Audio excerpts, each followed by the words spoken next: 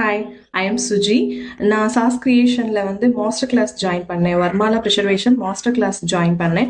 So ஆக்சுவலாக பேசிக்காக எனக்கு ரெசின் பற்றி எந்த ஐடியாவும் இல்லை. ஜஸ்ட்டு ஒரு யூடியூப் பார்த்து இன்ஸ்பயர் ஆகி தான் இவங்கள்ட்ட என்கொயரி பண்ணோம். எல்லாருமே பேசிக்காக என்கொயரி பண்ணால் என்ன சொல்லுவாங்க அப்படின்னா, கிளாஸ் ஜாயின் பண்ணுங்கள், பார்த்துக்கலாம், கண்டிப்பாக உங்களுக்கு கிளியரன்ஸ் இருக்கும் அப்படிம்பாங்க. ஆனால் இவங்க நான் என்கொயரி பண்ணி 2 days 3 days என்கொயரி பண்ணேன். என்கொயரி பண்ண எந்த ஸ்டேஜ்லையுமே அவங்க என்னோட கிளாஸ் ஜாயின் பண்ணுங்க, உங்களுக்கு புரியும் அப்படின்னு சொல்லவே இல்லை.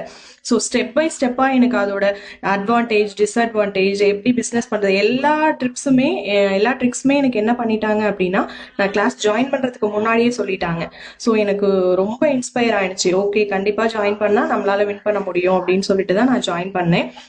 ஸோ அந்த 3 days கிளாஸுமே எனக்கு ரொம்ப யூஸ்ஃபுல்லாக இருந்துச்சு. நான் எதில் ரொம்ப இன்ஸ்பயர் ஆனேன் அப்படின்னு சொல்லி பார்த்தீங்கன்னா, ஃபர்ஸ்ட் டே வந்து கிளாஸ் ஆக்சுவலாக எனக்கு நெட்வொர்க் ப்ராப்ளம் அப்படின்றதுனால கட் ஆயிடுச்சு. ஸோ அவங்க ரெக்கார்டிங் வீடியோவும் இருக்குது, நீங்கள் ரெக்கார்டிங் வீடியோ பார்த்துக்கோங்க அப்படின்னு சொல்லாமல் பர்சனலாக எனக்கு கிளாஸ் முடிச்சுட்டு எனக்கு பர்சனலாக வீடியோ கால் பண்ணி ஸ்டெப் பை ஸ்டெப் ப்ராசஸ் எல்லாமே எனக்கு எக்ஸ்பிளைன் பண்ணி நாங்கள் கிளாஸ் ரிலீவ் பண்ண 10:30 ஆயிடுச்சு, night 10:30.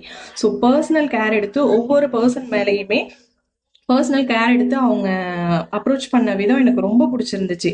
So thank you ma'am, thank you sauce creations.